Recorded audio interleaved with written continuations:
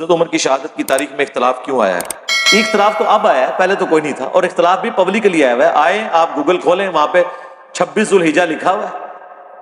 اہل سنت کی ساری تاریخ کی کتابوں میں، چاہے وہ اسد الغابہ ہو ابن اثیر کی، اور اس کی شرح ابن حجر اسقلانی کی الاصابہ ہو، یا الاستیاب ہو ابن عبد البر کی، یہ ساری وہ اتھینٹک صحابہ کرام کے اوپر کتابیں ہیں، سب میں لکھا ہوا ہے کہ محرم کے مہینے سے پہلے ہی حضرت عثمان کی بیعت ہو چکی بھی تھی۔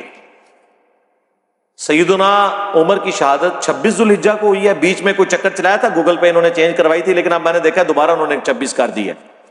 اور حضرت عثمان کی شہادت 12 ذوالحجہ کو ہوئی ہے، یہ غدیر خم والے دن نہیں ہوئی 18 ذوالحجہ کو۔ یہ دونوں سازشیں انہوں نے کی ہیں، وہاں اس کو غدیر خم سے جوڑنے کی کوشش کی، ادھر یکم محرم ڈال کے محرم کے واقعات کو ڈائلیوٹ کرنے کی کوشش کی، اور 22 رجب کو حضرت میر معاویہ کے کھاتے میں ڈالنے کی کوشش کی۔ 3 جگہ انہوں نے کام پایا ہے۔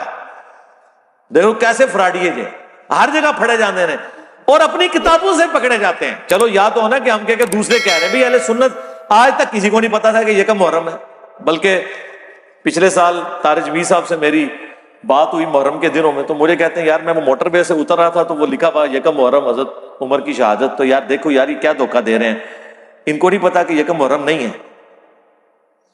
تو خیر وہ تو فون پہ ہی صرف بات کر سکتے ہیں نا، میں تو سامنے بھی کرتا ہوں کہ جھوٹ بول رہے ہیں، فراڈ لگایا ہوا انہوں نے، ٹھیک ہے، صرف جان بوجھ کے کہ واقعہ کربلا کو پیچھے کرنے کے لیے۔ آپ نے حضرت عمر کے اوپر پروگرام کرنا ہے ذوالحجہ کے آخری ہفتے میں کریں۔ میں نے الحمدللہ نیشنل لیول کے ایک ٹی وی کے اوپر، جی ٹی وی کے اوپر، حضرت عثمان کی شہادت کے اوپر بھی آدھے گھنٹے کا پروگرام ریکارڈ کرایا ہے۔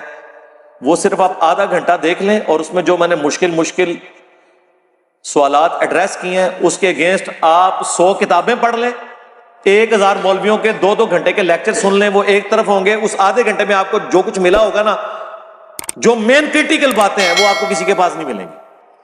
اور سیدنا عمر کی شہادت کے اوپر بھی میرا آج وہ پبلش ہونا ہے، حضرت عثمان عمر آج شام کو 5 بجے جی ٹی وی پہ انہوں نے اس وقت چلائیں گے اپنے پروگرام میں، اس پہ آپ وہ آدھا گھنٹہ دیکھیں اور ان کی آدھی صدی کی لکھی ہوئی کتابیں ایک پلڑے میں ڈال دیں۔ ایک ایک چیز میں نے ڈسکس کی ہے، جو ایلیگیشن لگتے ہیں، تو ہر چیز کو اپنی جگہ پہ رکھ کے دیکھیں۔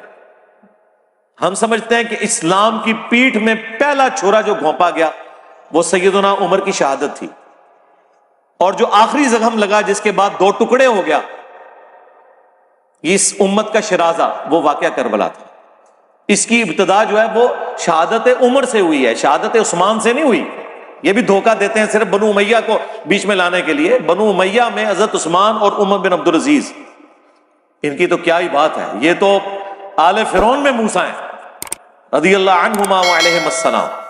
حضرت عثمان اور عمر بن عبد العزیز کے پیچھے بنو امیہ کو نہیں چھپایا جا سکتا، اور نہ ابو لہب کو بنو ہاشم کے پیچھے چھپایا جا سکتا ہے کہ چونکہ نبی علیہ السلام ہاشمی تھے تو ابو لہب کو آپ چھوڑ دیں۔ نہیں، ہم پڑھیں گے تبت یدا ابی لہب وتب، اس طرح نہیں کو کسی کے پیچھے چھپتا۔ اسی کو تو اللہ نے قرآن میں کہا ہے کہ ابراہیم علیہ السلام اور ان کی اولاد ایک امت سے گزر گئے، وہ اپنے اعمال اپنے ساتھ لے گئے۔ لہا ما کسبت ولکم ما کسبتم، ان کے لیے ان کے اعمال ہیں، تمہارے لیے تمہارے اعمال۔ تم سے نہیں پوچھا جائے گا کہ وہ کیا کیا کرتے تھے۔ جو یہ آؤٹ آف کنٹیکسٹ ہمیں کہتے ہیں کہ جی جو واقعات ہو چکے آپ سے نہیں پوچھا جائے گا، وہ اللہ نے یہ کہا ہے کہ جو نیک لوگوں کی نسبت ہے وہ تمہیں کام نہیں آئے گی اگر تمہارے کرتوت نیکوں والے نہ ہوئے، وہ نیک اعمال اپنے ساتھ لے گئے۔ اللہ تم سے نہیں پوچھے گا کہ ابراہیم کتنا نیک تھا، اللہ یہ پوچھے گا تم نے کیا کام کیے۔ مطلب سمجھ آیا آپ کو؟ لہا ما کسبت ولکم ما کسبتم ہے۔ لہا کا مطلب ہوتا ہے نیک اعمال کے لیے۔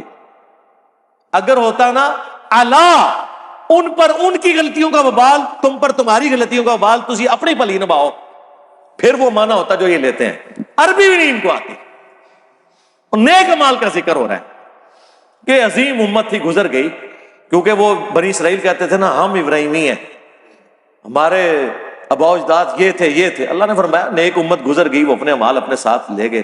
تم سے نہیں پوچھا جائے گا انہوں نے کیا کیا، تم سے پوچھا جائے گا تم نے کیا کیا۔ انہوں نے پکڑ کے کہا کہ تم سے نہیں پوچھا جائے گا کربلا کیوں ہوئی، تو آڈے کو پوچھا جائے گا کہ یزید رضی اللہ عنہ کیوں کہندے ہو، تو آڈے ڈاکٹر ذاکر نائک نے کام پایا سی نا۔ یزید میں اللہ پلیز ود ہم 2009 میں میں ان کی بڑی عزت کرتا ہوں، جو پازیٹیو چیزیں ہیں اس میں میں ان کی عزت کرتا ہوں، لیکن جہاں غلطی کی ہے ہمیں تو پھر آل البیت جیسا تو ہے ہی کوئی نہیں ہے نا، باقی تو سارے بعد میں.